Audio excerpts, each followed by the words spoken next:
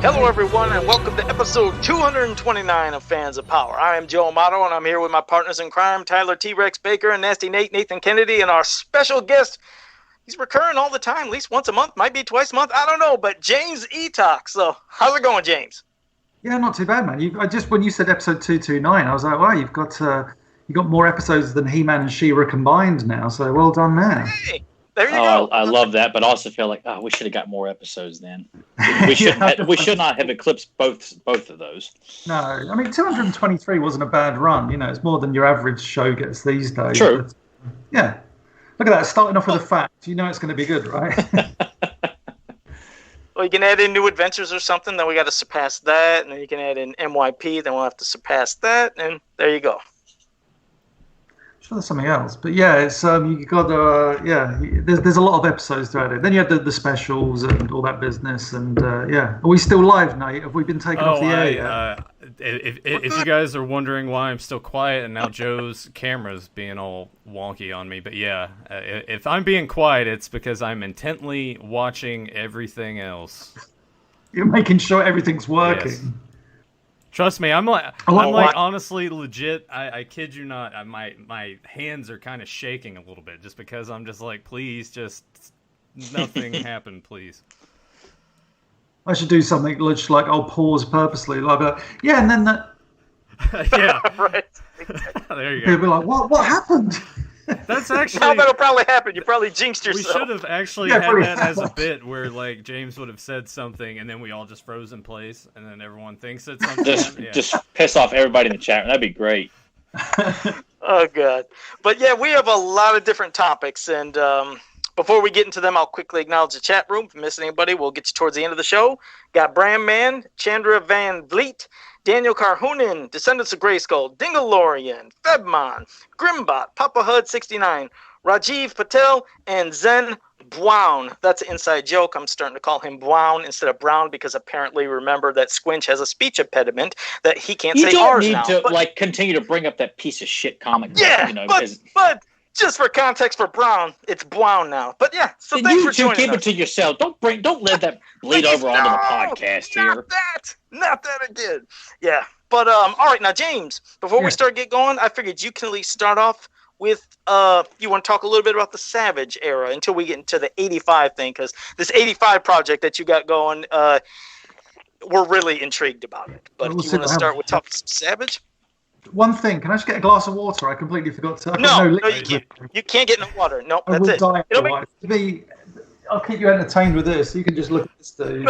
Again. He's back. He's returned. Get your gifts ready, or whatever they call that thing. I'll tell you anyway. Let me just get a water. I'll be back in about 10 seconds. It took like less than 5 minutes, and we already got that going on. And you know what? Speaking of being forgetful, I totally forgot to put the link down below for Horde Prime Takes a Holiday, so you guys go ahead and search for that and get that loaded up, because we're going to do a commentary for that later on as well. I don't even know how many people actually click on that in the description and then do that. It would be nice if you people let Nathan's know, for his own benefit. We encourage more, because I want to thank everybody who comments regularly about each episode, whether whatever it's about. But give Nathan more feedback too on stuff like that. If you guys use the links, let him know. Let him know that his efforts are not a fart in the wind or something like that. That doesn't look like water, James. Oh, it's just like juice of some sort. So there you go, juice. It's nothing fancy. No, don't worry. Yeah, here we are. Sorry about that. I usually I'm quite prepared, but with the like my laptop camera, I've said it before. It's whenever I'm doing a Zoom chat, it's obvious who's got the crappy laptop and the even more lame camera in its eye. This laptop's only 4 years old. I guess that's past its lifetime warranty with laptops. But yeah, the camera's just atrocious. It's all blurry. Although when I joined Skype, it said something about.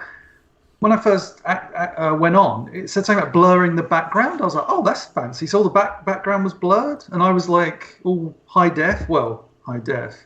But yeah, it's okay. That's quite interesting. Your camera looks fine though. I mean, everything looks. I don't see a problem. Besides, we put up with years of Joe's camera looking absolutely horrible. Yeah. So if anybody, you get used to like VHS quality. It's like anything past that, it's like, damn, this is high def. So you look okay, definitely. I was going to say, what was that old format? Was it Real Video? That was what Joe's camera was reminding me. Was it Real Video? Oh yeah, the Real Player back in the day. Yeah, that thing sucked. Oh man, I forgot about that. I remember when you'd always get news reports from around the world on like the BBC or something. It'd be like, and we're joining our people in Iraq on the Real Player. And it's like, hello, it's like, what's going on? Is there like a rave? Or what are we missing here? You know, it was so weird that technology was just accepted back then. But I guess, you know, we're coming in good and strong though. We haven't been cancelled yet. We're still good. We're still good so far. All good. Whew. So yeah, where do we go? Where do you want me to start with? I want you to start if there's anything you want to say about the Savage era, but you can at least get going to however you want, whatever context you want to do it. You can start talking about that. So serious that the socks have just come off. Okay, there we go. He's getting loose and relaxed now, people. Yeah. So no. So yeah, I was it last weekend. I did a press release. Sounds so official. Obviously, this is the least official thing ever for the Masters of the Universe 85 project. And I thought, oh, this is, you know, not to be arrogant, but whenever I've announced something in the, you know, something many years I've been on the internet, whether it be via websites or heman.org or these days of social media, always been like widely received positively. And likewise, Masters of the Universe 85 was. But there seemed to be two factions that were less than pleased with my press statement and really kind of went at it. It was like, it's that classic thing of you'll have on average like 100 people say something nice, and those two people that say something horrible, they just stay with you, and you're just like, oh, well, I guess I'm going to be thinking about this for a while. And it's not like it was paining me, but it's just the problem I had with the negative feedback to the press release was it wasn't grounded in any form of reality. It was either interpreting what I'd written as completely wrong, or just going after me for things I'd said in passing. So I thought, okay, well we'll start with the I should have said. So the fans that seemed to go after me were a few Savage fans, and I say a few, maybe like 5 or 6, and a few hardcore fans of the DreamWorks She-Ra show. Now obviously both. Yeah, I know. So obviously both. I mean, like, you shouldn't even acknowledge these assholes, but both these little factions. You almost want to. You kind of want to explain. If someone's calling you out for something, you need to almost say, "Hang on a sec, this isn't based in fact." So I the Savage fans were saying, well, like I say, I'm not putting them all in, but there was a group just saying, "Oh, he hates the Savage era, this, that," like even calling out things I'd said in the past. It's like, yeah, look, let's be honest here. I am a Filmation fan. They are Savage fans. Those are New Adventures fans. Okay, they're few and far between.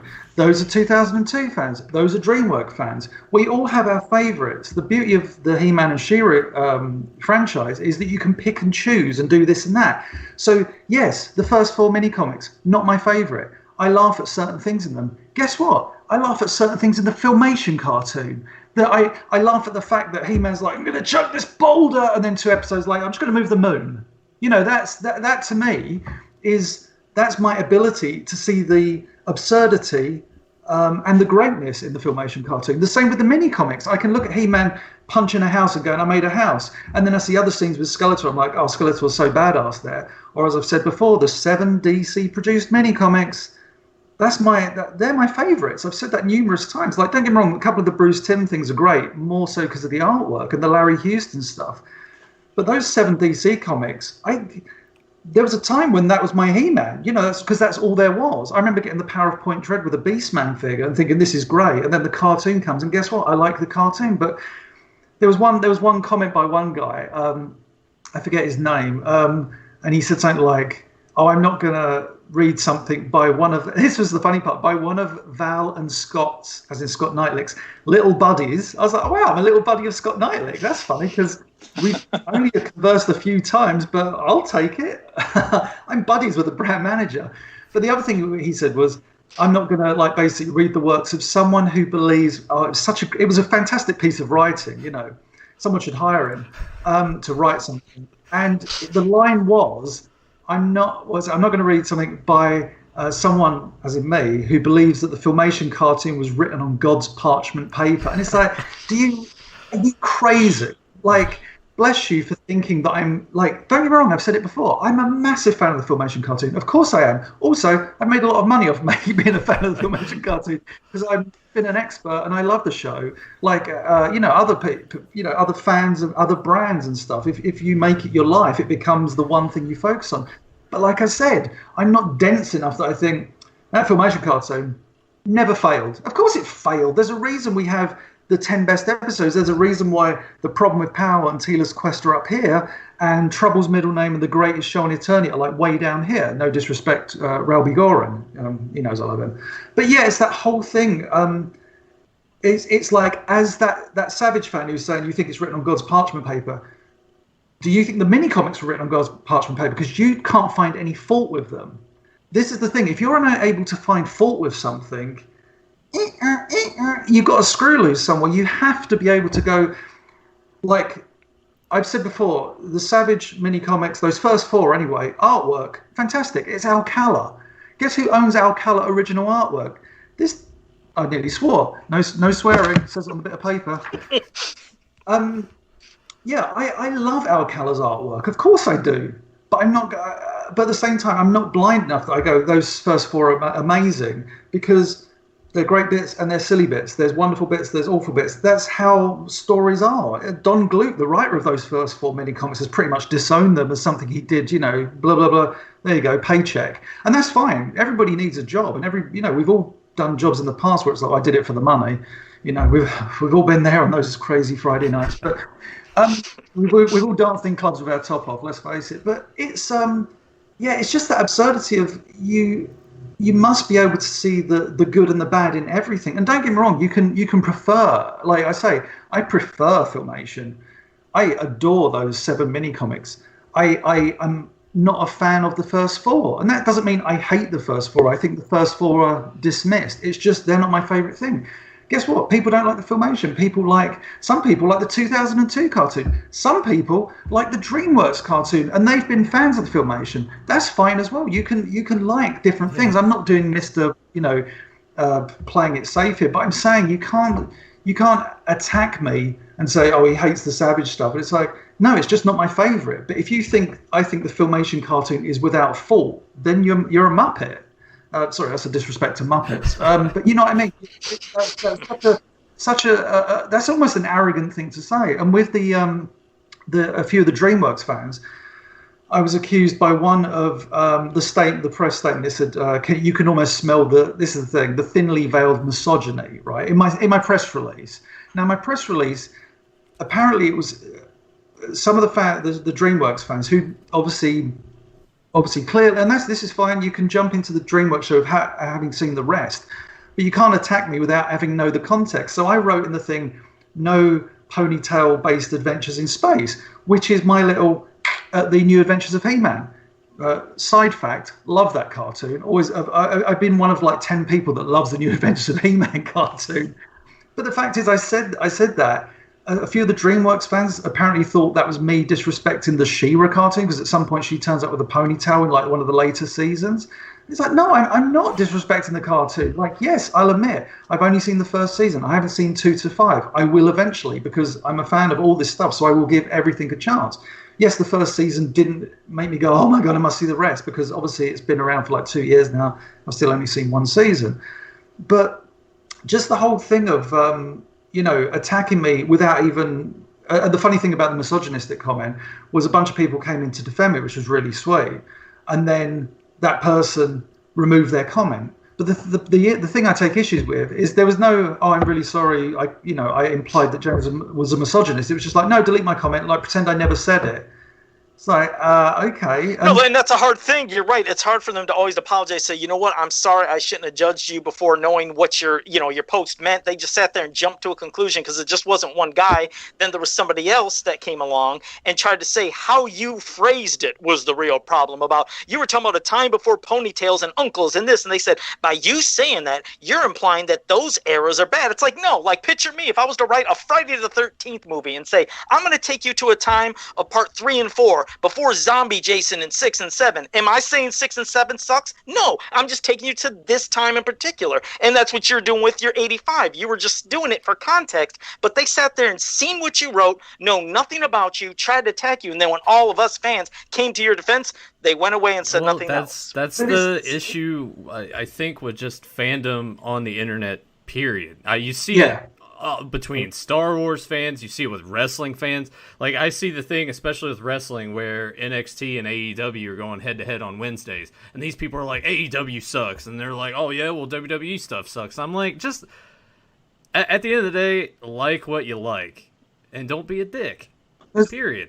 Yeah, there's a bunch of, like, the wrestling YouTube channels I watch, like Wrestle Talk and Cultaholic and those things, and they always say, you know what, it's okay to like both, or like one or there's nothing wrong with that. It doesn't, just because someone likes that doesn't mean they're the enemy. And don't get me wrong, I get difference of opinion, of course. That's the thing. And I'm not saying we should all live in peace and harmony and, star in a Coca-Cola advert. But with my press statement, all I was doing, and you can read it, and if you read it for more than 10 seconds without having a knee-jerk reaction, the whole point is no evil uncles. Guess what? Bruce Timm worked on that mini comic. I like the mini comic. I'm not a big fan of the Uncle Skeletor thing, but I love the mini comic, The Search for Keldor.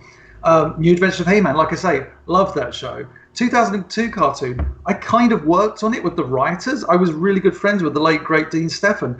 For me to say no reboots, that's not attacking it. It's just saying, look, I'm going back to when the brand He-Man and She-Ra, the franchise in general, was worth $2 billion. It hasn't been worth that in years. It's always descended because that's the modern world we live in. You're never going to get those highs again because no real brand ever gets those highs. I mean, a few do, but it's few and far between. And all I was doing was saying 85. Originally, I called it Master Universe 83, and then I thought, it was going to be like beyond that. But I thought by saying 83, it just kind of implies that I'm only doing that and anything before it. So therefore, I wouldn't have She-Ra. And I thought, I really want to make this about She-Ra. So I'll have 85 in the title, because then you can say this and the other. Some people pointed out, you mentioned King Hiss, but he didn't come out till 86. I'm like, okay, whatever. But I can still introduce it or like bring him in or, use him.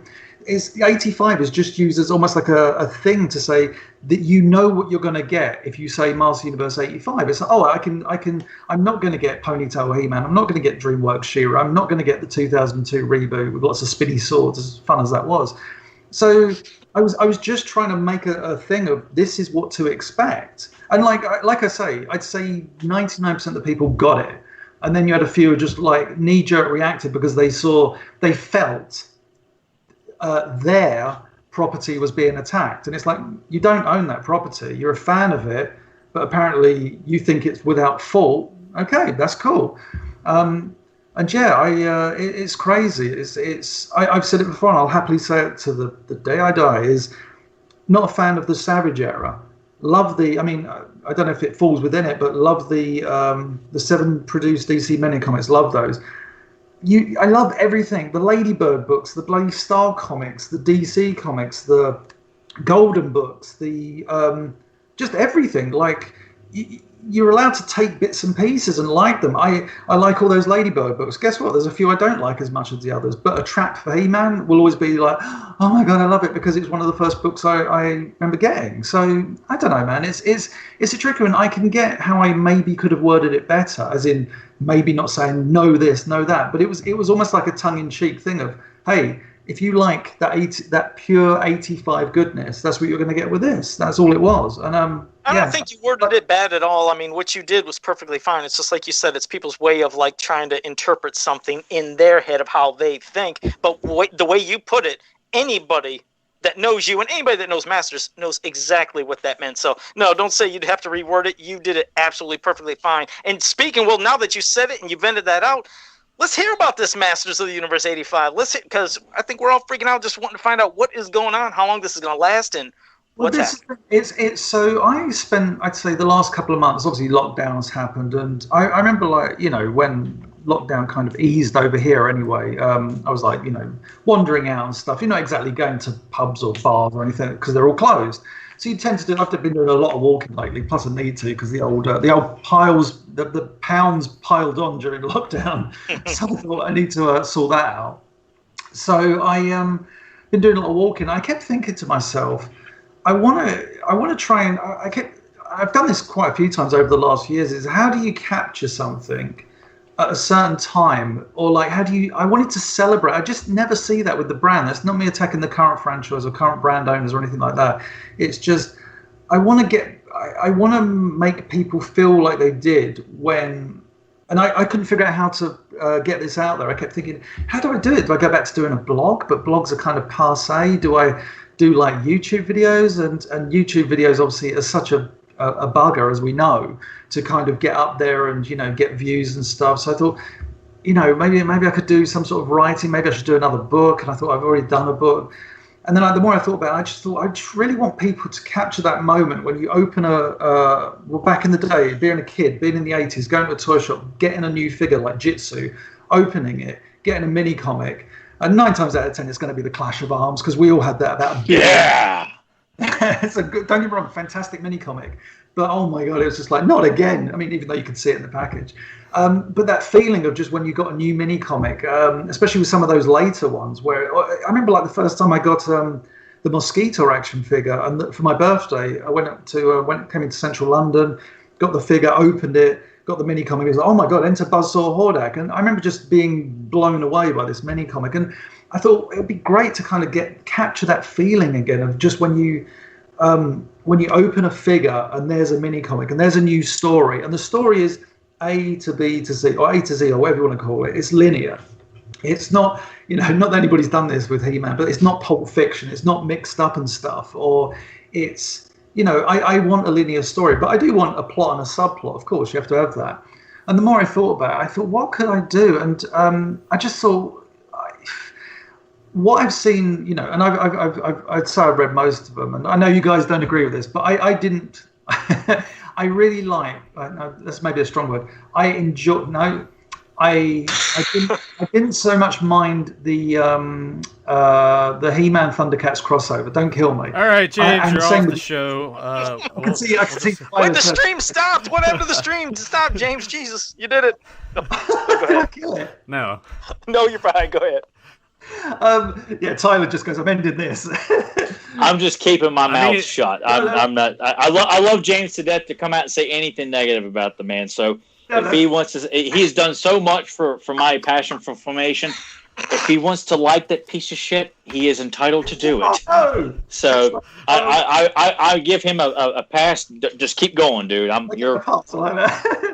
I will not discuss it with you, but. You are, as we see that Tyler turns from his shade of orange to match his tank top.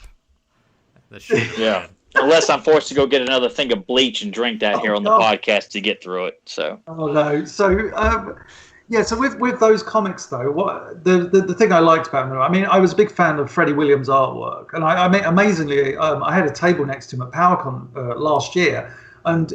It wasn't until like the Sunday that I thought, I should speak to this guy. Super sweet guy. And I said, I really liked your work on that, because it just felt new for He-Man. I know not everybody was a fan of He-Man's carpet hair. I kind of didn't mind it, but I don't know, each to their own. We all got tastes and different things. But then what I've seen, like I think I said to Joe recently, I've said to a few people, the problem I have with whenever people seem to get the license to do a comic book, and we've seen it since DC got the license, I think in 2011. And this is not an attack on DC. This is just my opinion of what I would do, what James Eatock would do. But they always seem to want to tell the biggest story and the be-all and end-all of it, whether it be that first one where He-Man doesn't have his memory and it ends up with this epic battle. Then you have the Eternity War, which ends up as an epic battle. The same could be said for like the He-Man Thundercats and the He-Man Injustice crossover, all big epic crossovers. And then with this latest one, Masters of the Multiverse, again, it's another big epic story. I love the basic premise of the story as it happens. But again, we need to tell the biggest story ever, and there's nothing wrong with that. But the reason for Master Universe 85 is I know I'm never going to get the license probably ever, but I thought, wouldn't it be great to go back to a time when a comic I'm a big fan of Marvel comics in the 1970s, 1980s, even like some of the 90s stuff. The best era of Marvel, where it was one story beginning and end, and you moved on to the next issue. Episodic, but also for the long-time readers, there would be like either a story arc that was going, but it wasn't so forceful that when you bought the comic, you thought, oh, I'm going to have to go back to Spider-Man 77. I started reading Spider-Man from 308. It was McFarlane, Todd McFarlane, as he was kind of reaching the dizzying heights of Todd McFarlane. And I loved Spider-Man, but I jumped into that title. I hadn't read the previous 307 issues of Amazing Spider-Man, but jumped into it. It kind of caught you up to speed of where you were. And, classic things, they'll do a little flashback panel, or, oh, that was that time when I fought La Tarantula. And you're like, oh, yeah, okay, so I know where that is. And it will say C issue Spectacular Spider-Man #1 or something. You think, okay, so if I was to really want to read this story, I can go back and read them. I don't have to. And I think with this Master Universe thing, what I want to do is I just want to tell episodic stories. And yeah, you can, like, in the very first issue on page, I think it's going to be 9, I kind of bring something in. I'm not going to tie up in this issue, but I thought I'll do it there, and then I'll pick it up in the next issue or the third issue. And you wouldn't have to read 1 and 2 to read 3. Because, yeah, that was the other thing about my statement. I didn't really make clear what it was. And that was kind of purposeful at first. I thought, I'll just tease something. And then eventually, when people kept saying to me, what is it? I was pretty much like, I'm going to do a comic book, or again, free, unofficial. Not that worked with the Return of Faker, but free and unofficial. and that's what it is. That's all I want to do is put something on social media, or, if I'm forced to, if they say you can't do it here, I'll do a website. And just like once a week, if, fingers crossed, obviously these things take time, but I thought once a week, people just, whether it be on a Saturday or a Sunday at a certain time, a new page goes up and people get to read the next page in this comic book. And obviously it's a bugger to write that, because you kind of have to, every page has to end with a cliffhanger, but I'm not that ridiculous. It's not like, and then who should come out the shadows and you have to turn the page. I'm not doing that kind of thing. It's not like the old blown, turn the page. It's not that kind of book. But you kind of have to it's the strength, I guess, with any kind of writing or any comic book, is you want people to keep reading more. So I'm going to start with issue 1. I've already got I did like the teaser of the title. Was it yesterday, I think, or the day before? It was called like An Alliance Reborn. And yeah, I woke up the other morning. I didn't wet the bed. I woke up at 6:30 a.m. and I was just like, I'm wide awake, and the sheets are dry. So what happened? So I started. Is this an occurring problem or a reoccurring problem with you wetting the bed? Is that? No, not at all, officer. So I woke up and I just thought, well, when you kind of wake up and you're just like, oh, I'm wide awake now. So at 6:30, I got a coffee and I sat down in front of my laptop at 7 a.m. and I just started writing. And it just came together really. And I thought, wow, I forgot how much I love writing. And also that's the beauty of these characters. And we're not talking, like I said, going back to the Savage stuff, I'm borrowing Skeletor here from like the DC comic books, the DC mini comics, the limited series, and I'd say the earlier Filmation Skeletor. I don't want Skeletor to call anyone a boob in this. And that's, I love Filmation. Thank God. Yeah, but that's the thing. I know it's going to sound crazy, and this is showing me at my most defensive. I almost don't want to give people ammunition. It's like, I don't want my Skeletor to go meow or any of that crap. The Skeletor I'm writing is, I'm hearing Oppenheimer's voice, but I'm hearing Oppenheimer, Dragon Invasion, Diamond Ray of Disappearance, Evil Lynn's plot, when the most he would say is like, he might drop in a fur phase, but again, it was all done with like the underlying threat. And the way I'm writing him is I'm seeing Mark Texeira's Skeletor from those mini comics and some Alcala and some Filmation, and it's all merging into one. The beauty of it is, once you start writing that, you just hear that voice. I'm not talking about Oppenheimer. I just mean the Skeletor voice, because it's there. I mean, yes, you're writing a traditional villain. It's like, I'm a bad guy, I want to do this. But as I've said before, the reason I said no evil uncles is that this Skeletor is the demon from another dimension. That's all he is. He came to this planet, he came to, I'm not talking about Infinita, even though that could be a thing, but I'm just saying he came to this planet.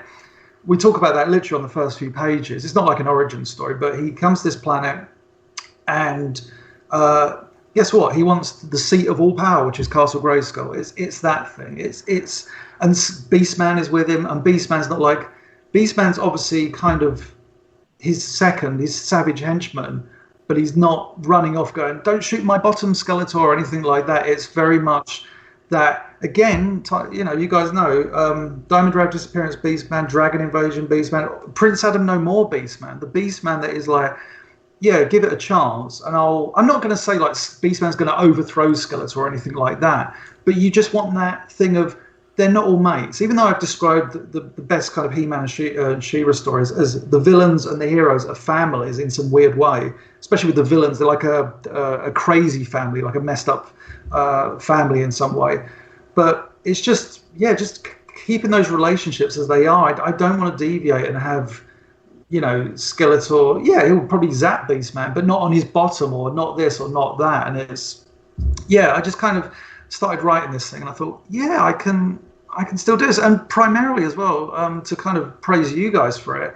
When I did that, when I read out Adam's Etherean side, that script I did back in like the 90s, when I read that out, reading that, I thought, I forgot how much I enjoyed writing, clearly, because I really enjoyed writing that thing. And I really enjoyed reading it for the first time in 10, 15 years or whatever it was.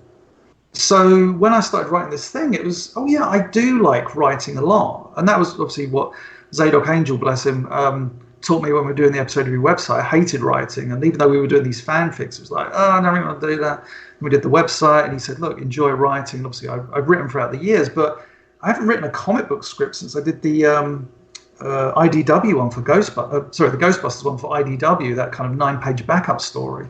So I reinstalled the script writing program I've got, and it's, oh my God, just writing is so much fun, and going, no, I'll change that and I'll do that and I'll make reference to this and blah, blah, blah. But yeah, I did think about reading like the first couple of pages on here if you want. I don't know, just like as a big teaser. Hey, you can do that. We could be the premiere of it. And by the way, did you give any date when it's possibly going to have its debut of when you're going to do this? I'm hoping, what we are now, mid-June, so I'm really hoping, because I think Adam and I are going to, we've started conversing about Adam Moore, the artist. So you've got Adam Moore doing art, Doosan doing colours, of course, who else does colours? And Andrew Kramer doing text and speech bubbles. So it's kind of like basically the return of Faker crew, plus Adam Moore as the artist this time. So it's, it's just people with a shared passion, I guess. Was even talking to Danielle Galerta, I was saying, like, I don't know how many issues I've got in, but it'd be great to have you like jump in and write an issue as well, because I really like what she's done over the years. So who knows? It's still very early days. Like I said to people, we could do 5 pages and then be shut down. But the plan is I want to aim for like the start of July, whether that's the first week or something like that, where we at least put the cover up, and then the cover, and then page 1, and then page 2. So I mean, when you think about it like that, it's you get 52 pages a year. That's pretty awesome. But also, it sounds crazy. That doesn't seem like as much work than I thought it was. But then I think back to Return of Faker and how much work we put into that. It's like, we were working on that daily, daily, nightly, and ever so rightly. But so hopefully early July. That's the plan. Okay. Well, we're definitely honored that you're going to be able to read this and have it premiere here on Fans of Power. So I'll read it like a comic script. So I've got the I've probably gone very white there because I've I need to read this. So I can't see you guys. I'm afraid I can't see your beautiful faces. So I'll have to. Can you still see me and everything? Yes. Okay, so I'll read this. This is the funny thing. Even Doosan hasn't heard this yet, because I kind of wanted to. I'm not going to read every single page because when you start getting into the like by about page 4 or 5, there's a few things I don't want people to know in that. So I thought, So anyway, it's called Alliance Reborn, Master Universe 85 by me. So what I've got is the way the script is written. You've got imagine like a table. You've got description on one side and dialogue on the other. So I'll read the description as well as give you the dialogue kind of thing. So page 1, drum roll. Wide shot. So the way I envision like the first page is a series of 3 kind of wide images and then one big panel at the bottom. So wide shot. We see Eternia in space. Nearby are the twin moons and the sun in the background. And in the background, we see that Jack Kirby-esque take on space with weird galaxies in the endless expanse, kind of infinity. And then the caption says, the planet of Eternia. Panel 2, we are now closer to Eternia. We can see the different continents, but land and water, so we're getting into more detail now. Caption, a world in which mystical secrets and great power run through its very core. And then we see another wide shot, so we're into Eternia. It says, we see a bizarre craterous region with no sign of nature. The rims of the craters form large hills that dwarf many a misguided traveler. God, what a dick. This panel features an additional square to the far right within the panel, highlighting 2 figures that are at the base of one of these big craters.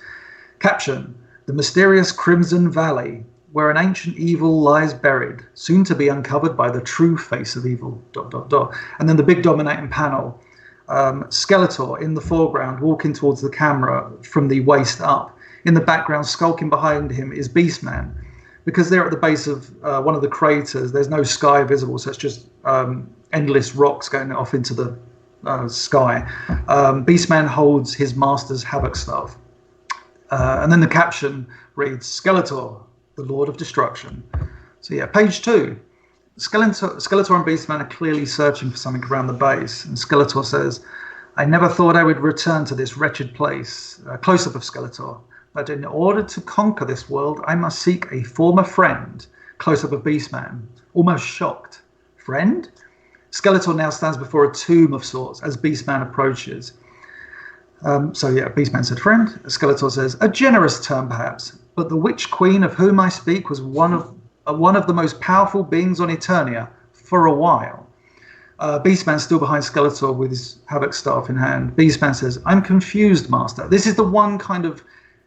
You'll see that I'm not going down that Filmation route of kind of mocking Beastman, but I just have Skeletor here say, so Beastman says, I'm confused, Master, and Skeletor replies, that never fails to surprise me, Beastman. As in, it's not, you blundering fool, or, yeah, it's just That's going, the way it should be, because Beastman is not as intelligent, so Skeletor should, that's part of his evil asshole personalities. He's going to be somewhat demeaning. Yeah, exactly. He's a dick. So I don't know much more I can read of this because we get straight into, or maybe I'll try and get around this. So page 3 we're on. So I've got full page Todd McFarlane styled panel in which we see Skeletor's head in profile, but the flashback to which he talks about and does voiceover is shown within the shadows of his hood. If you go back to Todd McFarlane's kind of 90s work and 80s, and Eric Larson did the same thing, they would always have a character in profile. And like the front of their face would be almost like rimlets. You'd see the features, but the back of their head would be black. And in that black, you would get the comic book panels. I know what you're talking about. Yeah, it was a great thing that they did. So I said, but the flashback panels themselves, which contain Skeletor's voiceover, are shown within the shadow of his hood. The panels are all coloured light shades of purple, as we're dealing with history. Panel 2, we see Skeletor entering the portal, paying homage to the first Master Universe minicomic. I hate that minicomic so much, clearly, that I'm going to homage a panel from it. You see, right. You see Skeletor entering the portal, as we did in that classic He-Man and the Power Sword. So Skeletor says, oh man, there's certain things I can't read about this, but I'll try. When I first arrived on Eternia, prior to joining that accursed evil Horde, Panel 3, Skeletor emerging from the portal in the region that would eventually be known as Snake Mountain, but before there is no Snake Mountain, just that familiar, uninviting place. Long before I enslaved you and the others to do my bidding, he's talking to Beastman, obviously. Oh, I can't. We see Skeletor stood proudly next to, could be a dramatic upshot of the pair? And Skeletor says, I allied myself with a witch. Skeletor and overthrowing an undersea kingdom with the Aquaticans fleeing for their lives. We had dominance over this planet, from the plains of Perpetua to the Sea of Rakash. We were unstoppable. Then we see another panel. In the foreground, we see Skeletor and as well as and the Sorceress looming over them, possibly levitating. Skeletor says, however, I've got to be careful how I word this. However, the mystical being that once wandered Eternia, and the newly arrived guardian of Castle Grayskull used their combined powers to imprison Beastman in close-up, maybe with his hand near his mouth, as if he's around a campfire hearing wonderful. It's kind of like what Tyler's doing right now. That's how Beastman is, just like, tell me more. So he goes, Beastman asks, how did you escape? Skeletor stood in front of the tomb, kind of looking back at Beastman, says, as much as it pains me to say this, was a tad more powerful than I. A flashback panel, coloured the same as before, shows Skeletor fleeing as and the Sorceress unleashed their power upon So whilst the pair focused their energies on I escaped. Skeletor looking at the tomb we are now looking at from the tomb's point of view. His arms are outstretched as he examines some markings. We see Beastman in the background, still with the Havoc staff. I can't really read much more. I have a pretty good idea of who is, though, just by some of the things James is saying. I'm like, I think I know who he's talking about. There's two characters. So Skeletor says, but it has now been. I'm thinking particularly. Well, now that you emphasize it, I'm like, okay, I think I have obviously, don't spoil. Yeah, obviously. Oh, no. I'm not saying anything. I'm just like, I like to think I have a pretty good idea of, like, I'm thinking a lot of times how James thinks too. So I'm like, if this is where I think it's going, like, it's going to be high noon in my pants right now, dude. This is going to be amazing. So, he says, but it has been many years now since disappeared from our world. Thus, only a small fraction of the Sorceress's magic will be keeping imprisoned, Beastman says. But what of its powers? Guided by my hand, will be able to set foot inside Castle Grayskull. And then he says, I will also be able to dismiss that foolish evil Lyn from my presence once and for all. Actually, the way I've got it worded, this may offend some people, is that I had him say, I will also be able to dismiss that foolish Evelyn Powers from my presence once and for all. I just thought it was like a nice throwback. It's like, we don't want to hear about Biff Beastman, but also Evelyn Powers was such a great name, but that's just me. But yeah, I think, and then here we go. This is not a spoiler. Skeletor's wide shot of Skeletor and Beastman. Skeletor is turning to Beastman, reaching out his hand. Hand me the Havoc staff. Skeletor somewhat closer, but very menacing. So you get like his eyes and the Diamond of Mysticor. Beastman handing over both items. We don't see Skeletor in this panel. Maybe one of his hands in the background. Off panel, I for some reason, I love this bit of dialogue. Skeletor says, Ethereal artifacts are far easier to locate these days, implying that it's so easy to travel between worlds. And then kind of they open the tomb, kaboom, and then you get the big splash page, da-da. So, I mean, I can't go into too much detail, obviously, from that point on, but... That was enough of a good taste. I mean, we're using our imaginations and just envisioning what you did, just like stories back in the day. So, what you just given us a taste of, like, it's good enough. And hopefully, if July, like you said, you can start off in July, that'd be fantastic. If it doesn't happen until a little bit later, it'll still be okay. But what's great is seeing fans like you, you're doing this, and like you said, you're not doing this for money. You're not doing any kind of Kickstarter, so GoFundMe, Patreons. This is all out of love, and that's something that not many people do. So, I mean, it's great, and I applaud you and thank you for doing that, because it keeps Masters of the Universe alive and Princess of Power and just giving us stuff that we haven't had in years. And, like I said, for free, you can't beat that, and that's really great of you to do. I was talking to Danielle, and I said, the thing I worry about kind of is that I'm suddenly doing, well, this is my take on He-Man and She-Ra. I don't want to do that. I'm not suddenly going to introduce a character that kind of annihilates all the other characters or anything like that. I'm playing about with what we've got established, and I'm not creating like a new timeline or this. And that's the way it should be. I feel like, there's so many characters that have not been played with that much. Like, why the hell would you want to bring new characters into the sandbox? You've got a massive sandbox of characters to play with. You've got a plethora of characters, and from two different worlds. That's the beauty of it as well. And I just thought, like one of the things I thought was, and again, people might go, yeah, but that doesn't make sense. And it's like, but it doesn't not make sense. So the fact that I have Skeletor come to Eternia And I say he comes to Eternia before he joins the evil Horde, because obviously we saw in The Secret of the Sword he's with the Horde in the origin, but it's not implied that he wasn't on Eternia before that. Like the Horde could have invaded, as we saw in Origin of the Sorceress, and they could have said, right, we're going to obliterate, you unless you side with us. And Skeletor could have said, okay, and then becomes Hordak's pupil for more power or whatever.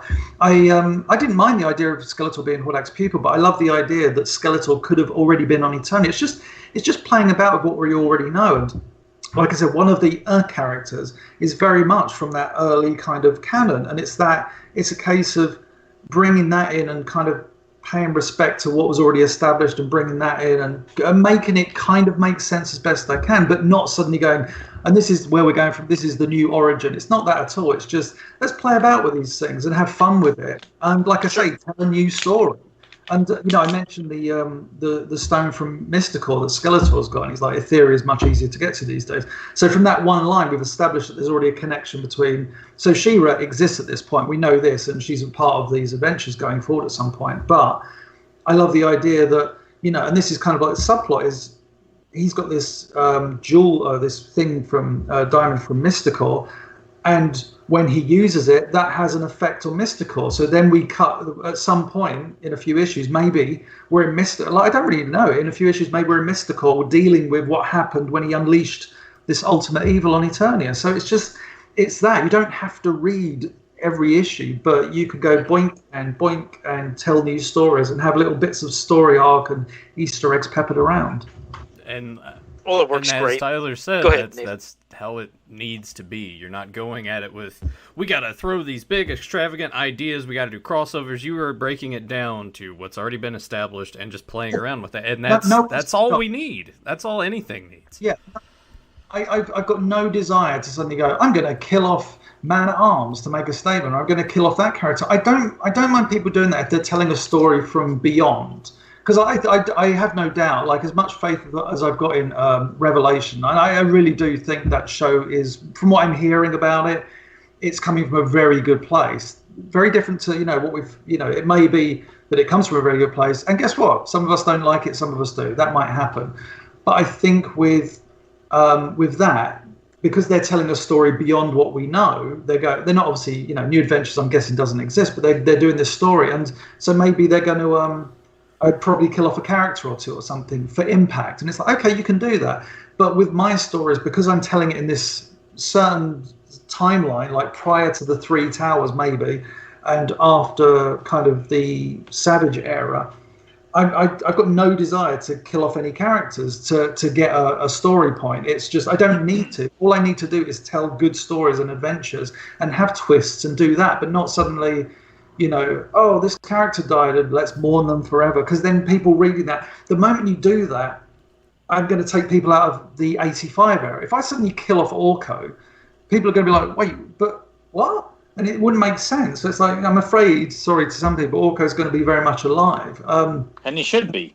Yeah, there's that thing of, you want, the problem I have with, and this, I've said this before publicly, probably, the problem I have with a lot of fanfics is, I'm going to write a fanfic and I'm going to kill off this character. The best fanfics are you tell a story from A to Z, and it feels like it's a part of the... If suddenly I did a film, like I wrote a Filmation script and I killed off the sorceress, you immediately will go in the back of your... Even if you think that's the greatest story I've ever read, in your subconscious, you're like, that's a fanfic though.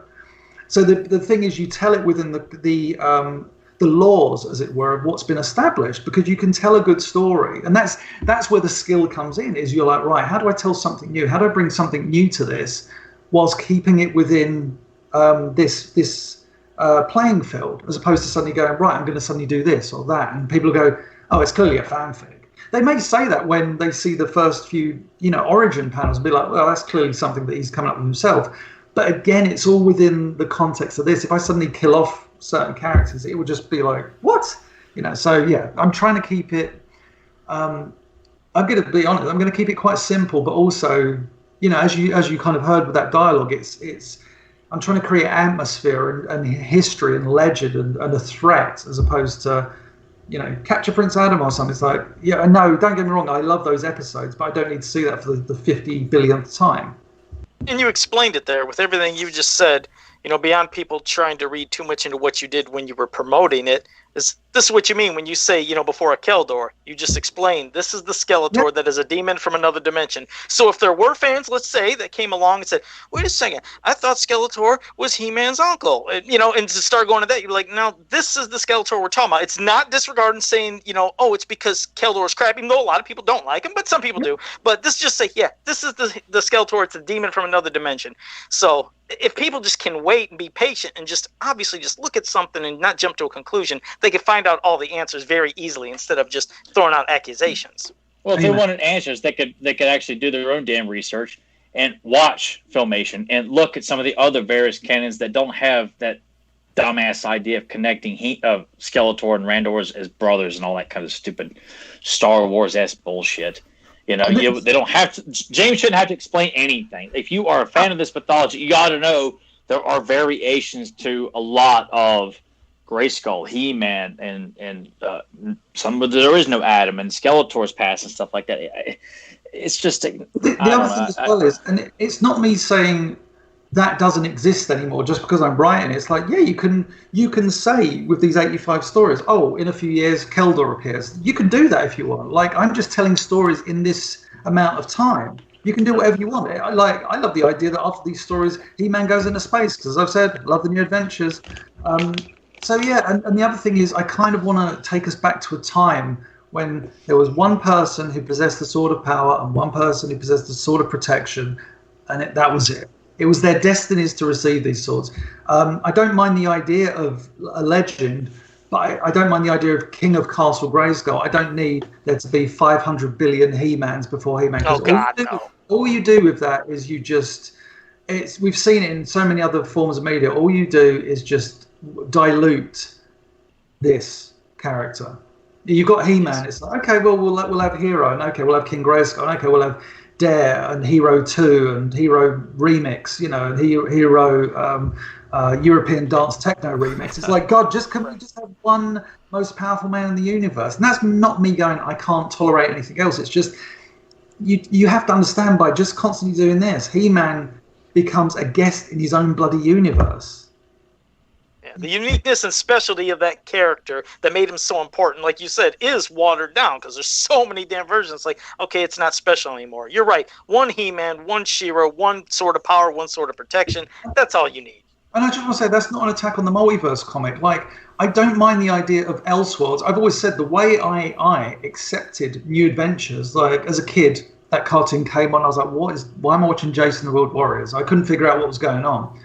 And then eventually, the way my brain kind of dealt with it in the early 90s was, treat it as like, as Marvel used to call it, what if? It's like, what if, He-Man was in space? That could be this story.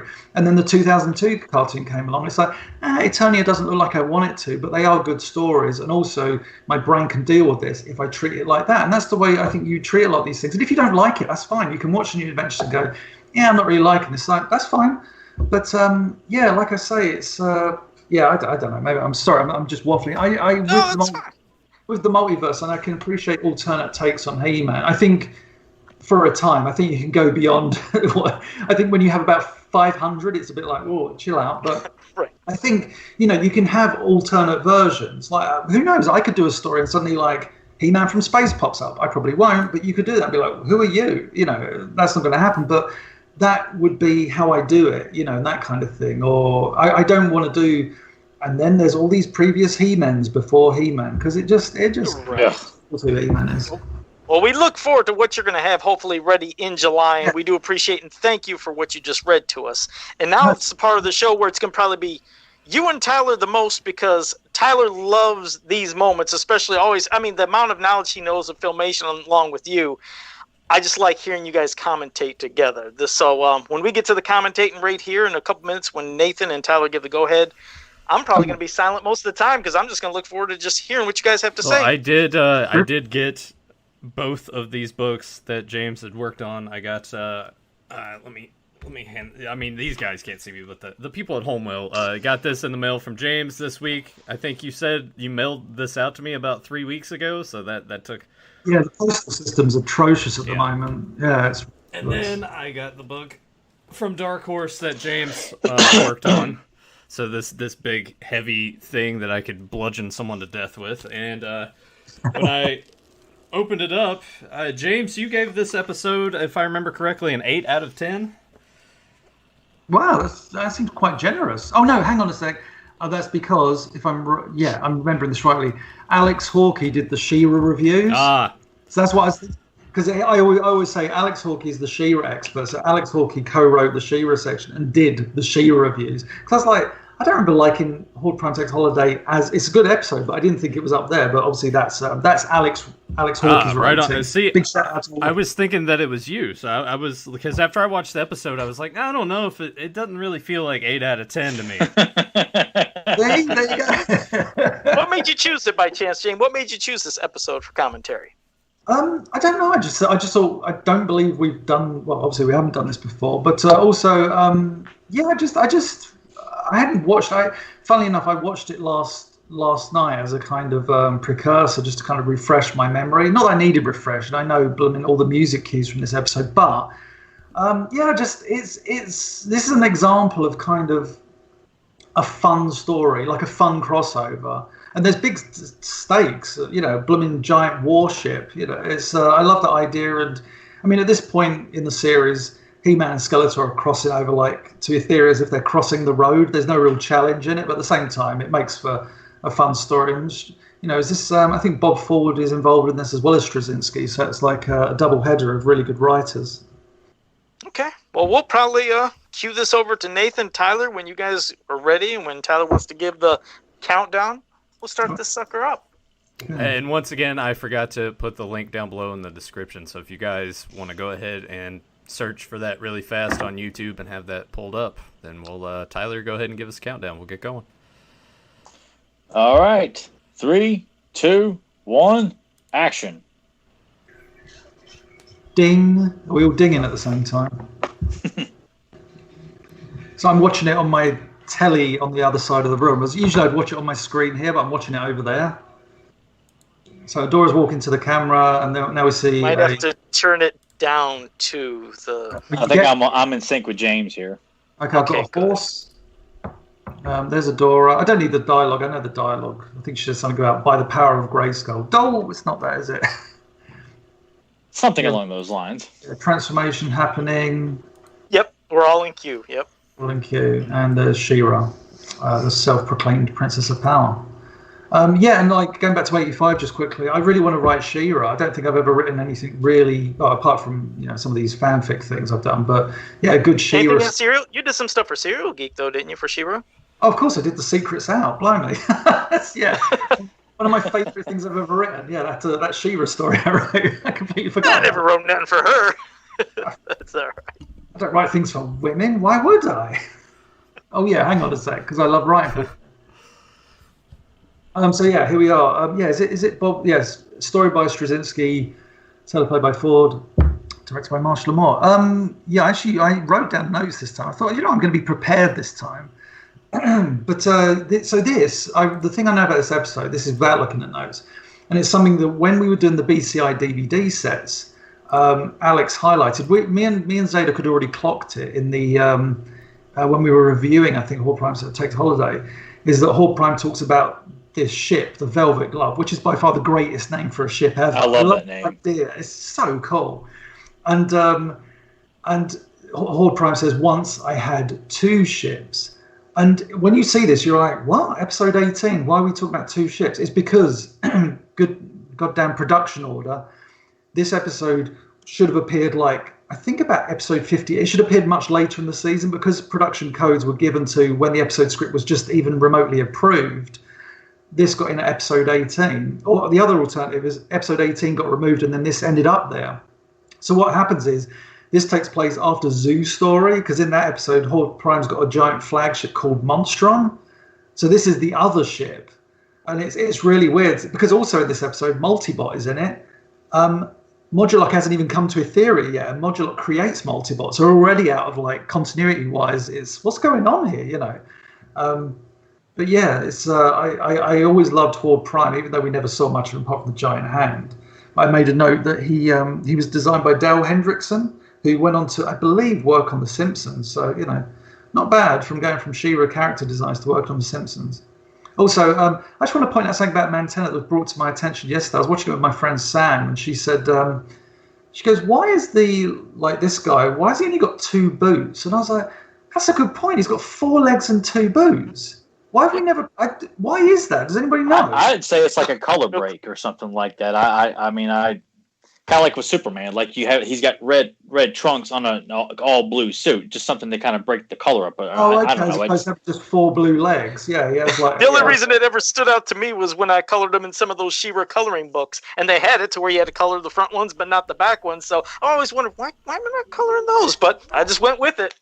I did too. The figure I didn't know was supposed to be 4 legs. I thought it was just like 2 legs with like these big toes on both feet.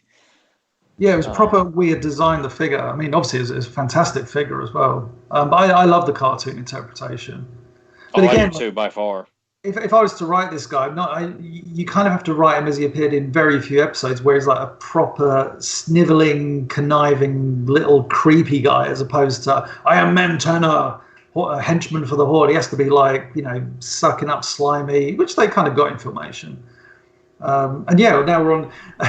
The brilliant beauty of being able to watch other planets just randomly. They've just been looking at Etheria. And then everybody has, yeah. Yeah, it's like what? Yeah, that was a funny part for me to see that Sorceress and Adam were watching, and then Skeletor's also watching, and I'm just like, yeah, just how coincidental that everyone's just watching everyone at the same time. Mm-hmm. But yeah, I mean, when I was a kid, like I've said before, I was never the biggest fan of the She-Ra cartoon. But if I knew He-Man was going to be in it, which would often be in the first few minutes or something, I was just, I'm in for the ride. And that's obviously why they did that as well, because not every young kid, guy and girl, was watching She-Ra. But I wasn't a big fan of She-Ra just by herself until many years later. I was like, oh God, I love this show. But when I was a kid, it's just like, I'm all right with it. And but yeah, when I'd see a He-Man appearance, I'm all in, for this. But yeah, so obviously now Skeletor just happens to be looking at the view screen. But it's a great plan. But I mean, it does beg the question: how does Skeletor just transport from Snake Mountain to a ship in another universe? It's just like, wow, that's some power. Oh, I remember like in the storyboards, there was a deleted scene. So the Velvet Glove is huge, as you see here. But in the deleted scene, they showed the planet of Etheria, and the ship was as big as as wide as the planet. It was a fantastic shot, and just this huge shadow looming over it. But they may have taken it out because it was so absurdly big. But the whole point of the ship is, look, as you can see, it's supposed to kind of dwarf the planet. And it's such a cool visual as well. Filmation obviously limited by their budget, but just this weird shadow creeping across the sky. And they're not exactly sure what it is. It's like, there's something up there. I'm going to transform and get on my flying unicorn and see what's going on up there. So, yeah. Did you ever have any visions in your head of what you thought Horde Prime would look like fully beyond that just gigantic metal hand? Did you ever try to think of something? Or? I always loved the idea of, in that classic, Oz thing of being a big monster and then just being a normal guy or something. But I think the best one, I think I spoke to Dusan at length about this, in years that followed, I just thought Stampede from Brave Star would have been the best Horde Prime, because that was a terrifying design. If you'd seen that emerge from the shadows in the She-Ra cartoon, you'd have thought, oh God, take me now, because it was just... That was a terrifying design, with the saliva and the smoke, and it was just like this reptilian beast. If that had been Horde Prime, Lord have mercy, it'd been fantastic.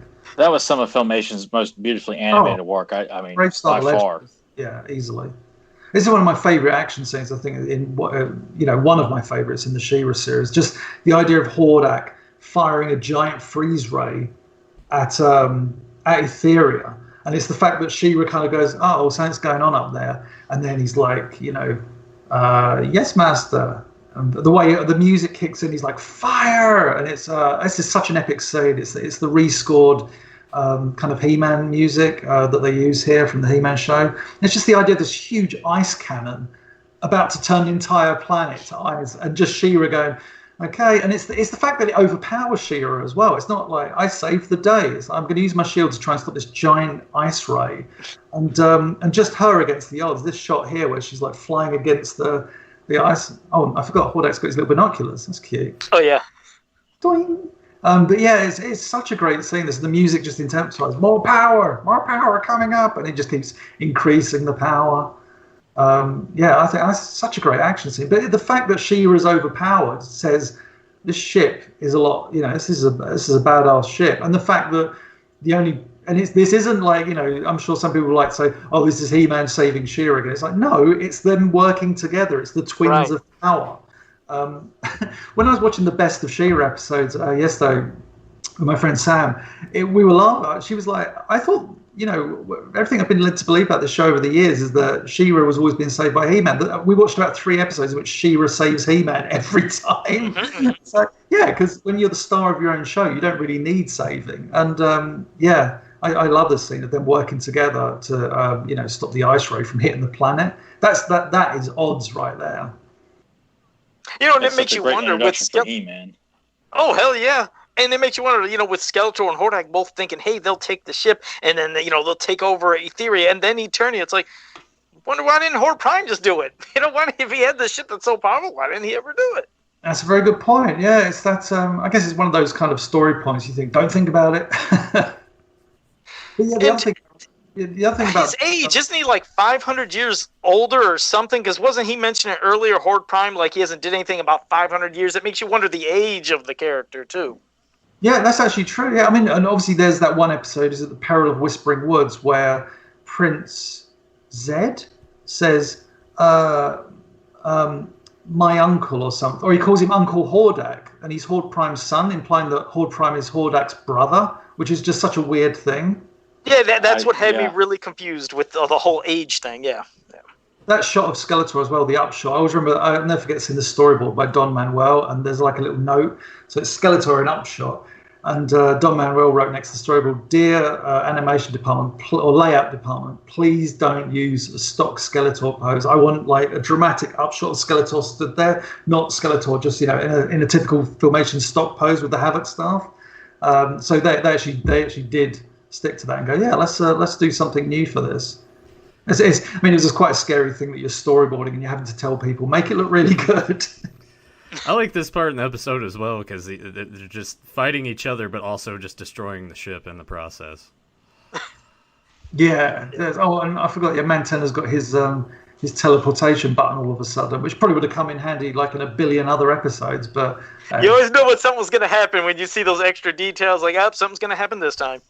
I always remember the one odd moment like that is in The Cat and the Spider, when you see He-Man's got the circle on his belt, and it's like, oh, where did that come from? He doesn't use it. It's just the one time they decided, I guess, let's make him look like the toy.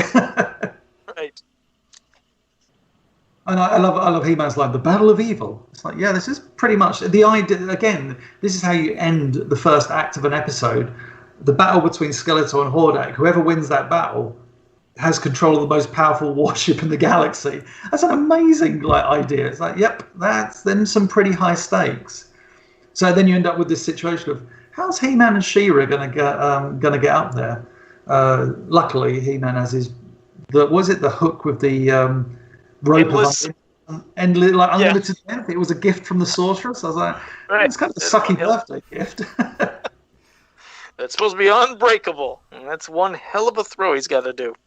Yeah, I do love that though. There's the way they write He-Man in this episode is so fun. You can tell. I'm sure it's Bob Ford doing a lot of this, a lot of the heavy lifting with this, because it's his kind of He-Man. A Bob Ford line in this is when later in the episode He-Man says, "They say I'm the most powerful man in the universe. I guess I better prove it."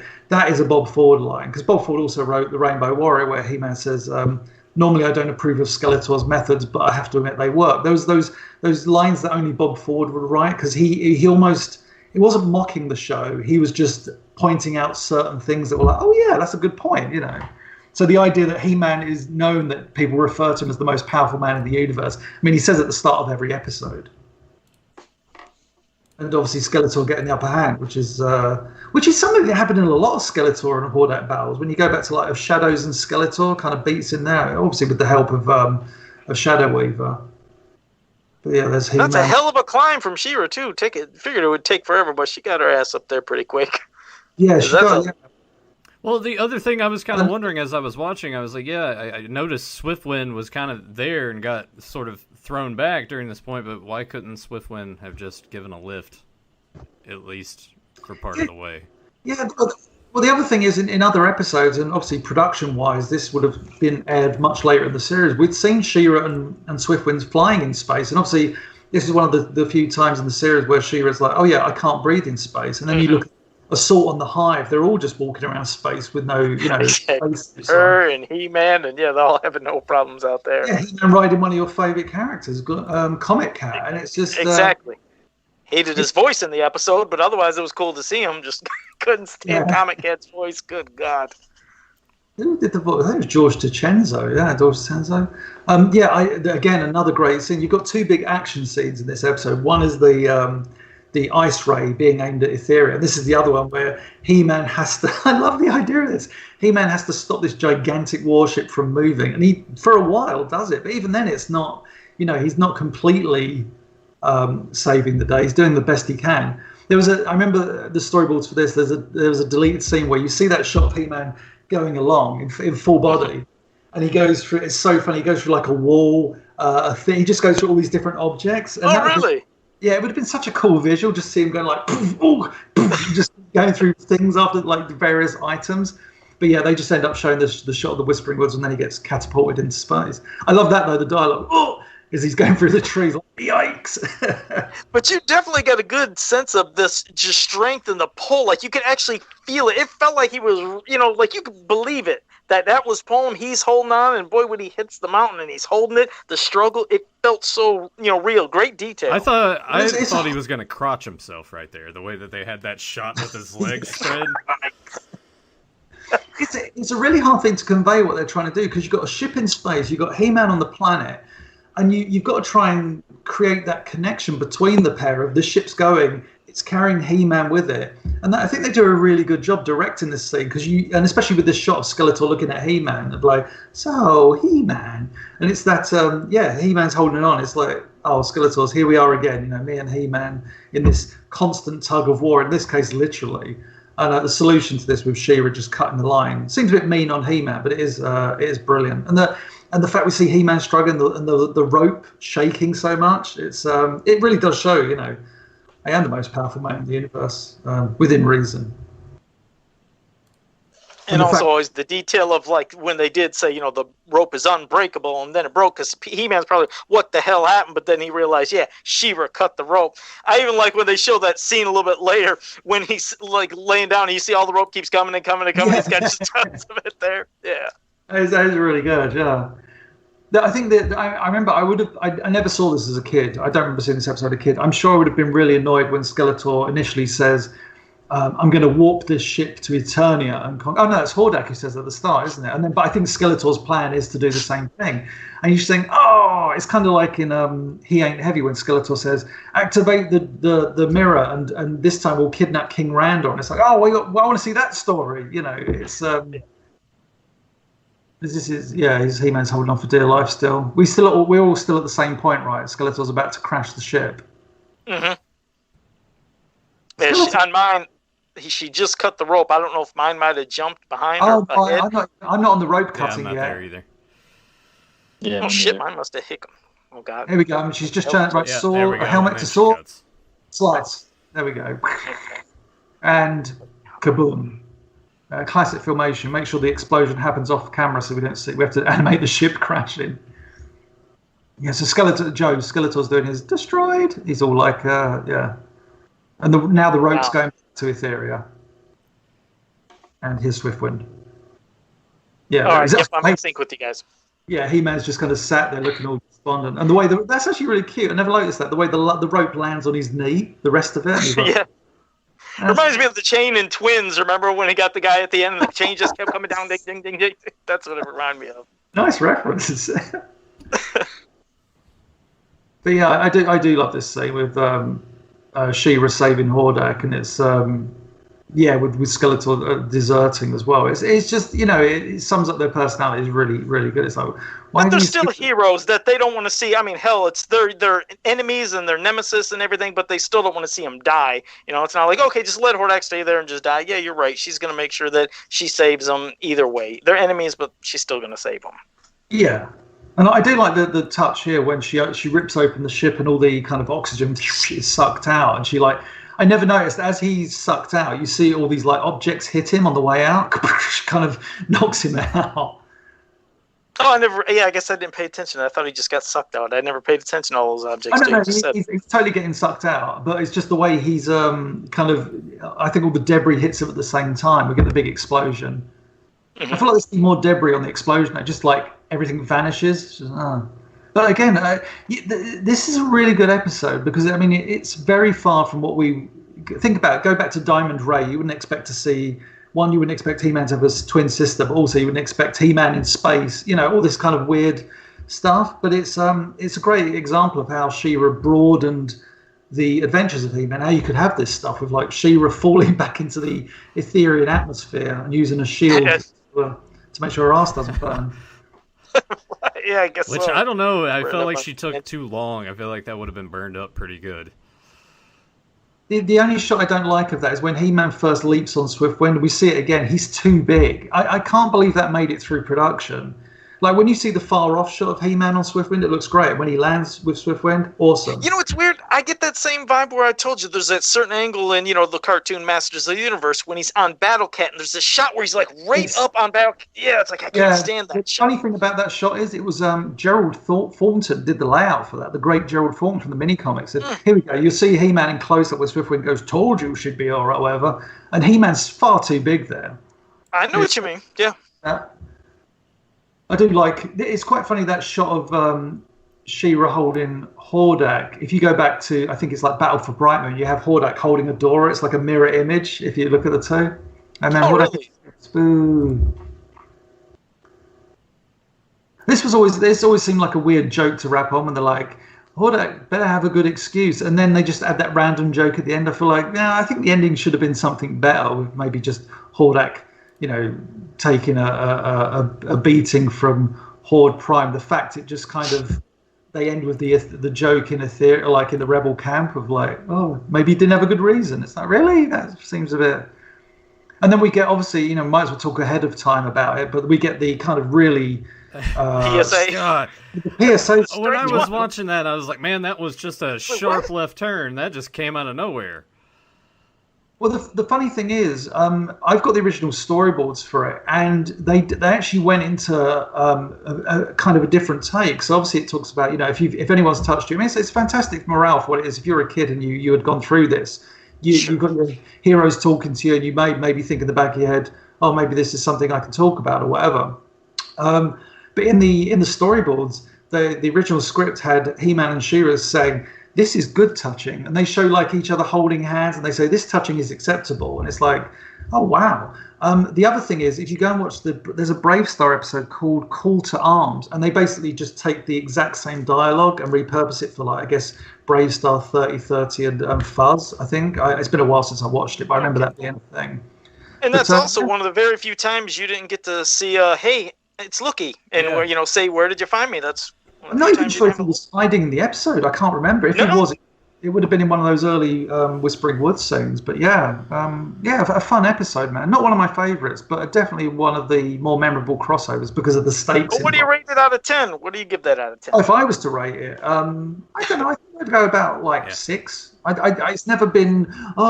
There's Lucky Lends a Hand is a better crossover. Sweet Bee's Home is an amazing crossover. Gateway to Trouble. These are all crossovers I think about. In terms of scope, it's one of the most epic tales of He-Man and She-Ra. It's like Warship owned by Horde Prime. It's like, oh, where's this going to go?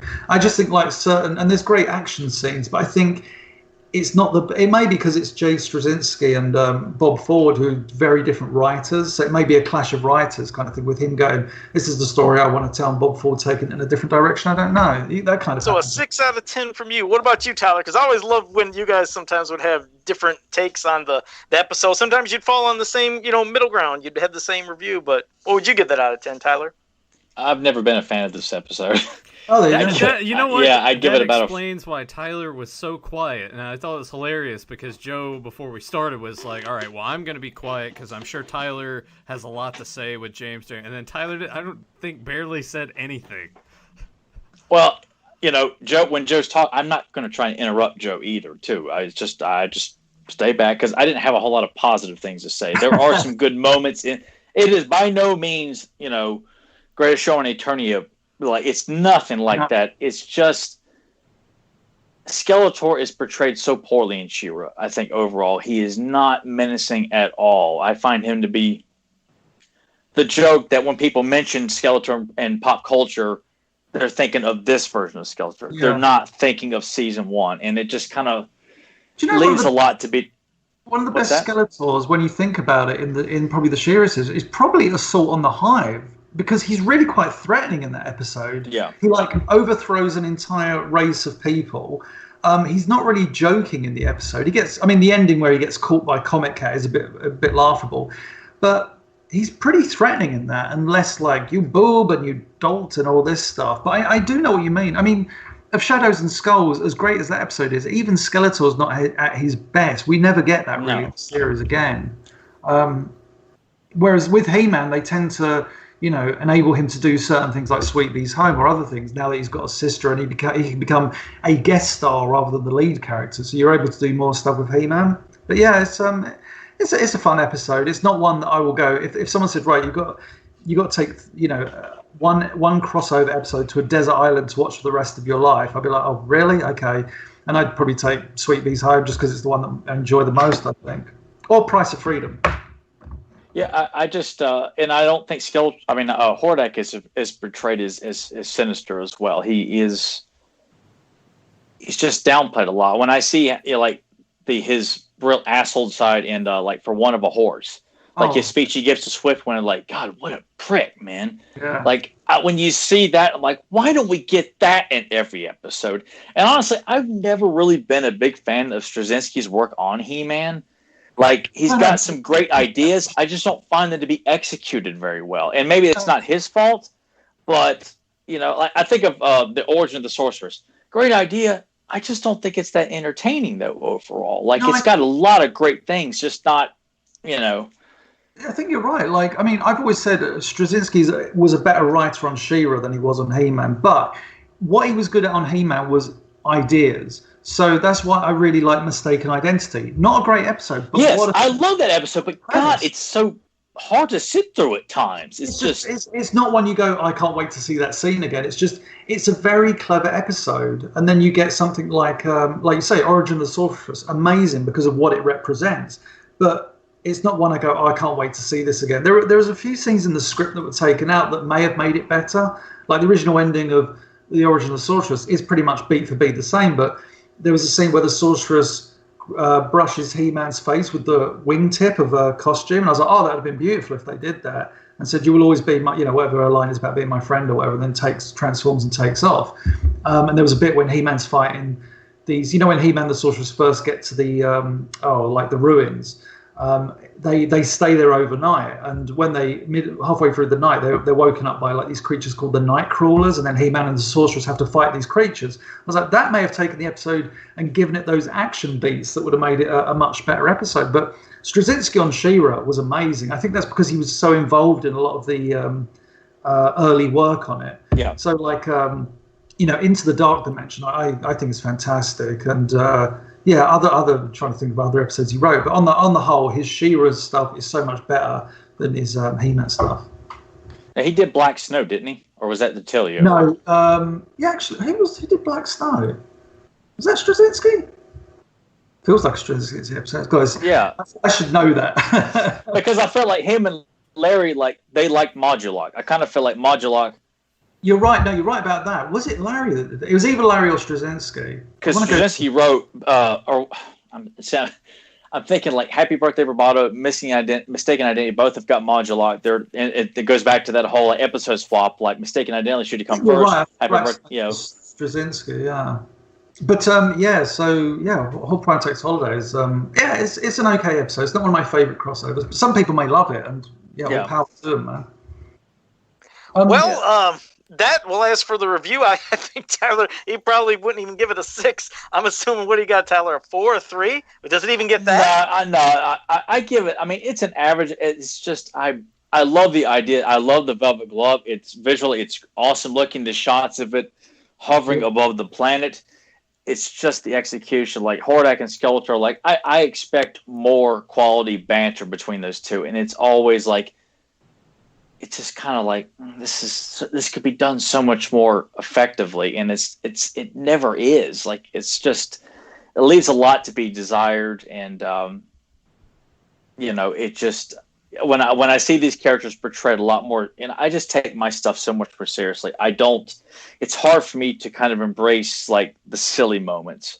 A lot of times, I'm okay with them. Not that this episode is trying to be silly by any means, but. It's just, I give it an average. I'll give it a 5 because it's not it's not an offensive episode. It's just, I would never choose to voluntarily watch it in the sense that it just doesn't have enough for me. I mean, I'm always going to, crossover wise, I'm always going to say Talent for Trouble.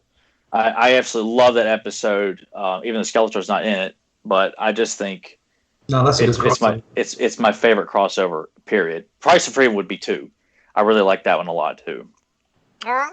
Well, I was going to say, I'll pass it to the chat room if you guys have any questions for James or us, anything, cartoons, comics, whatever you want.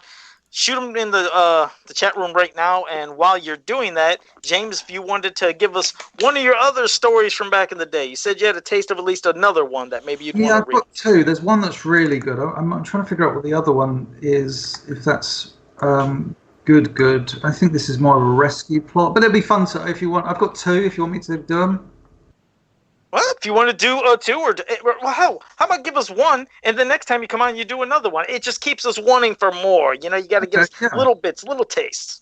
Okay. Let me just this one. Okay. Is this the one? Let me just check the date on this to see when the last time I accessed this file to make sure it's the right one. Means to an end. Properties. 2006. Okay, right, yeah. So I wrote this back in the 90s, and then I think I kind of tarted it up in the mid-noughties. So like about 14 years ago, I last looked at this, or last tackled this. I reread this after we did the Adam the Ethereum thing recently, a few episodes ago, and I was like, oh my god, this is the only reason I wouldn't read this is that I might turn this into like one of the Master Universe 85 comics, but I don't think I will. But that's the only reason I wouldn't read it, because I really like this story a lot. Okay, right. Here we go. Okay, so means to an end. So here we go. How many pages is it? 2 pages. Strap in. So Hordak is planning to attack the small village of Angel. God, I was really quite basic in my references. Obviously, Zadok Angel. So I really went all out with that reference. Hordak is planning to attack the small village of Angel just outside of Brightmoon, believing the village to be a threat to his power. Hordak explains to Mantenna that the village houses a small band of rebels known as the Freedom Fighters, known for their unorthodox ways of rebelling against the might of the Horde. Hordak continues to explain that the group uses violence and explosives without fear of consequence. So Hordak's basically saying, these guys are more trouble than the blooming She-Ra a lot, because they don't mind, killing us, basically. Thanks to Cal's bravery, Adora and Bo learn that Hordak is planning an attack on the village of Angel in an effort to destroy it. Adora remarks that the village of Angel is the current home to the Freedom Fighters. Well, basically, now it's the rebels' turn to talk about them. To which Bo replies that they are a brave group of allies. Adora strongly disagrees with Bo and explains that the Freedom Fighters' methods are no better than the Horde's. Bo understands Adora's argument, but states that she cannot escape the fact that the Freedom Fighters have freed many villages in a short space of time. So in other words, this group of Freedom Fighters have been more effective than the Rebel in their, let's capture them and, hope you learnt your lesson kind of thing with the Horde. So, arriving at the village of Angel, the rebels are greeted with little respect from the villagers. Many of the villagers accuse Adora and her friends of being too slow in their fight for freedom. Adora attempts to make a speech, but the leader of the Freedom Fighters, a guy called Star, I don't know why I called him Star, but I just thought, Star, tells Adora that the days of the Great Rebellion are numbered and that the Freedom Fighters will vanquish the Horde and win the war. Adora remarks that Star sounds more like Hordak than a leader for good, and that in war, no one can ever claim to be the winner. As Adora disapproves of his violent tactics, Star explains that the only way to send a real message to the Horde,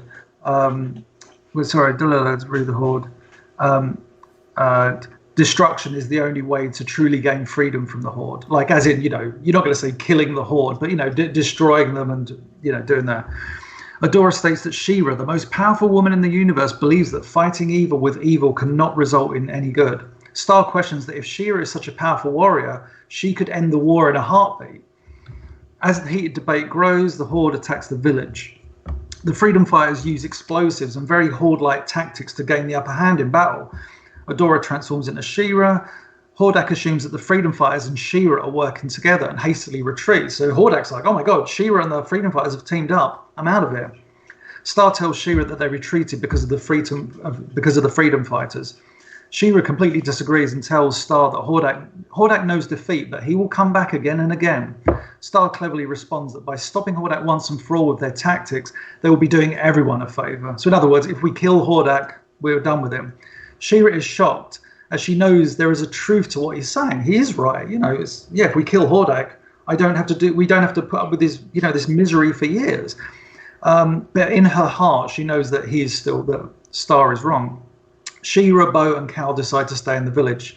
That evening, Star with his allies and the villagers of Angel, all of whom have sided with the freedom fighters, plot to free the nearby village of Sky.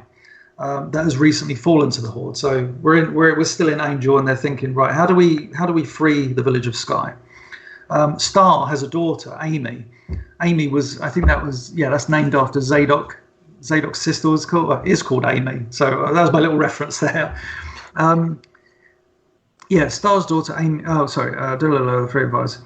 Star's daughter Amy wishes to go, and he happily agrees that she should witness the first step in the war against the Horde. She-Ra, overhearing this, breaks down the door and immediately condones Star's decision, angrily commanding that a child should never be encouraged to witness war. She-Ra tells Amy that war is a terrible thing and is certainly no place for a child. But after much arguing, Star is determined to let his daughter see their victory. That night, Star and his allies surround the village of Sky. So we're at night. Surround the village of Sky, now a Horde camp. They surround the village with a ring of bombs. She-Ra pleads with them that there will be no positive outcome.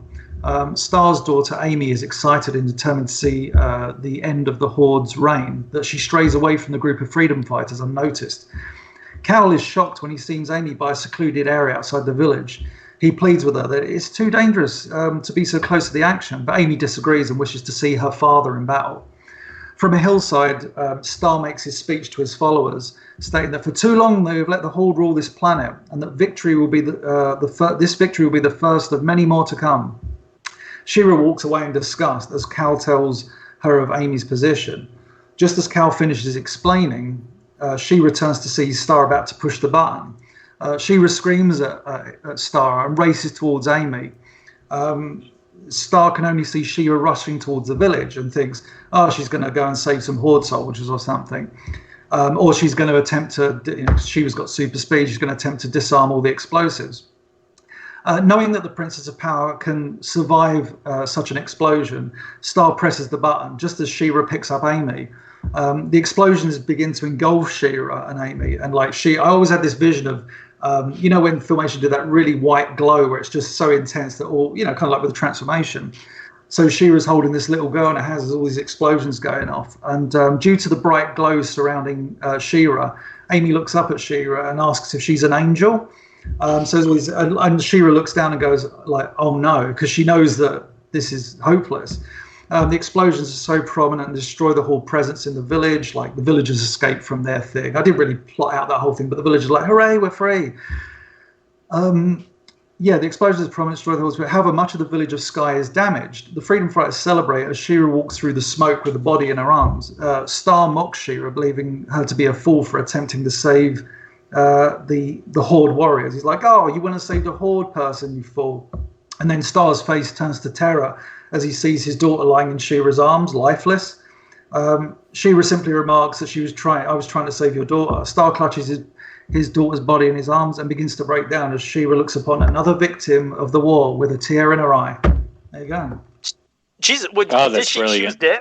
Wow, I mean, that was amazing. I mean, it shows. I mean, the freedom fighters. You can see that yes, they want to do something that is good, but their means are just a little too aggressive, almost like vigilantes, and then taking it too far. They want to do the right thing, but it's just too extreme. And am I to take it? I mean, is Amy, was she supposed to have died? Yeah, because my attitude was like, look what Filmation did with Brave Stars, The Price. They killed off a kid from drugs. You know, they had a child die.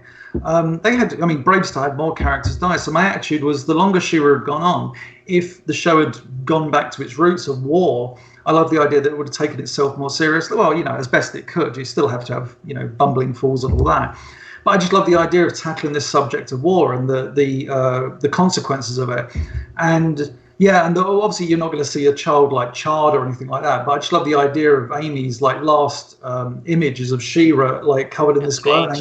Are you an angel kind of thing? It's powerful, James. That's a hell of a thing too. I mean, that takes some balls to even write something like that. I mean, could you imagine reading that? I mean, it'd be just amazing. I mean, hell, you talk about stories you'd like to put in comic form. I can only imagine what would people think once they see it. I don't think they'd hate it.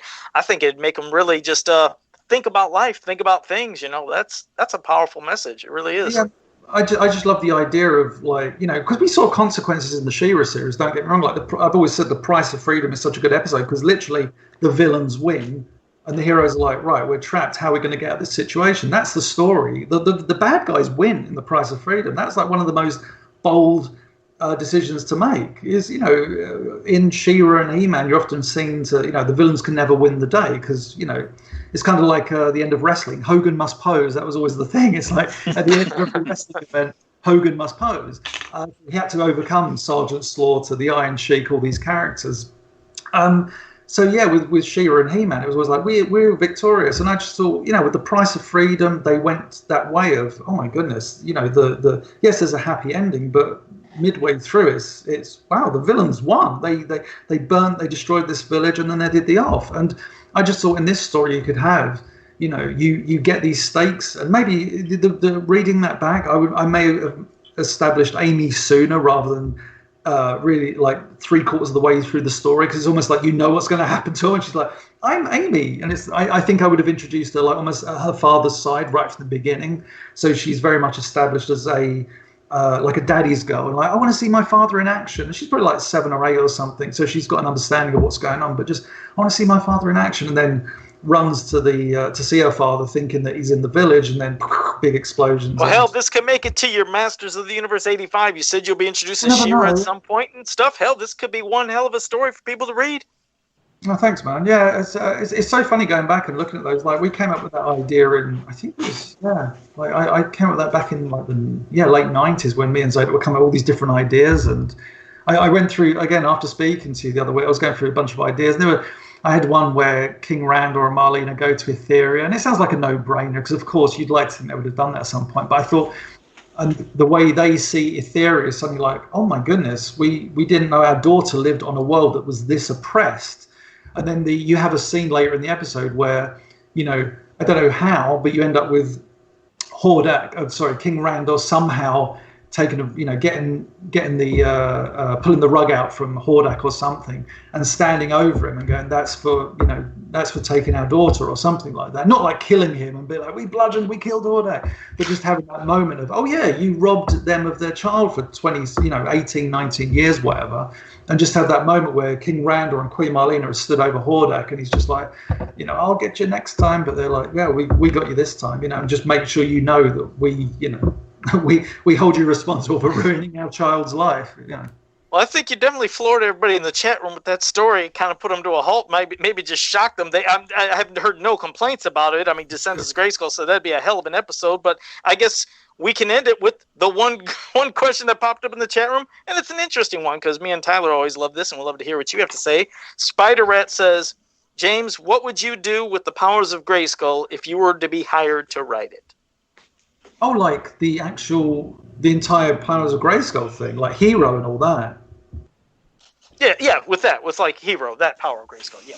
God, I'm not sure. I think initially, I have no idea. I mean, initially you'd have to tie it to, because you have to give something a jumping off point. So you'd have to start with, as the Powers of Grayskull mini comic did, you start off with He-Man and the Sorceress look into the past, but then to establish that story, I've no idea. I tell you, see, I've never. It's not that again, we're all like allowed to like and dislike certain things. I've just never been the biggest fan of the Powers of Grayskull, just because not enough of it was established to get me passionate about it. But someone I know who loves it to pieces was Emiliano. Emiliano loves the Powers of Grayskull, and he's always sketching new designs and characters and stuff. But for me, it's never really. I appreciate what they were trying to do. I think had it been successful, then I'd be more passionate about it. But you say to me like, "Oh, what would you do with it?" It's like, I haven't really got a clue, to be honest. I wouldn't know where to go with it because. Obviously, I think you have King Hiss as the baddie, right? I think that's the whole thing is prior to them being isolated or, in prison, you have your snake men versus... I'd definitely take it back to... I'd almost, dare I say, go to like the Savage era of He-Man and have Hero take place in that kind of thing with small villages and beasts and make it more... raw kind of thing, almost like Neanderthal era. Nothing. I don't want to see technology as much. Maybe technology. I'd have it look like the Beastmaster, like the movie The Beastmaster, where it's a lot of like small kingdoms and farm villages and things like that. I think what a nice thing you could have as a story thread would be the introduction of science. So you could have, primarily. You've got obviously King Hiss has got the obviously the Powers of Grayskull. You had beasts with technological parts, but you could have the increase in more technology, because obviously what we see in He-Man, Wind Raiders and Collectors and all that stuff is so far removed from what the Powers of Grayskull is. So you could see the introduction of that technology kind of thing, and even bring back certain things. So maybe there's like an evil wizard and he creates something called the Diamond Ray of Disappearance, and you've already created a backstory to an object that occurs much later in the series. So you could do stuff like that. I think it's like when you write a flashback episode to what they did so brilliantly with Friends back in the day, where they wrote the first flashback episode. A lot of the brilliant comedy in that episode and storytelling is because what happens in a few years. Ross going, "Oh, I really like, Carol's met this girl at the gym, and I think they're really going to hit it off as friends." And it's like she ends up marrying that woman, And it's that whole thing of I think with the Powers of Grayskull, the strength would be in to tell or hint at what's to come, whilst also creating a story in itself. Jesus Christ, you just bring up a Friends reference on... Oh, for fuck's sake. No. Friends? Who? What's Friends? I've never seen this fucking show. I was like, huh? You're talking, I was like, I don't know what the fuck he's talking about. Oh, no. But... Love Friends. See, we can all love or hate something. You're right. See, we can give each other shit about it. So the final question comes from Daniel Carhoonan. Any updates on the return of Faker? And if you can't say anything, don't say anything. I don't know if there's anything you can or cannot say.